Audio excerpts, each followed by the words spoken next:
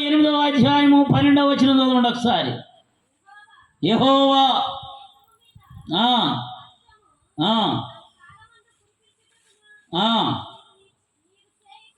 నీవు చేయు కార్యమంతటిని ఆశీర్వదించుటకు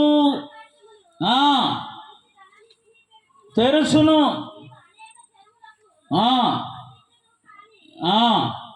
అప్పు చేయవు. చదవండి.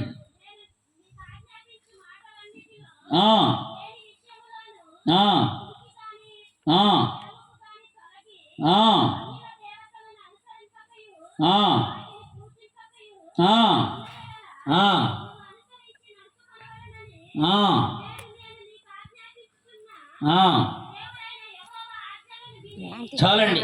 నీవు చేయు కార్యములన్నింటిలో నువ్వు పైవాడిగా ఉంటావు కానీ కిందవాడిగా ఉండవు. అక్కడ అంటాడు చదువుతూ ఉంటే, నువ్వు అప్పు ఇచ్చేవాడిగా ఉంటావు కానీ అప్పు చేసేవాడిగా, నువ్వు తలగా ఉంటావు కానీ తోకగా.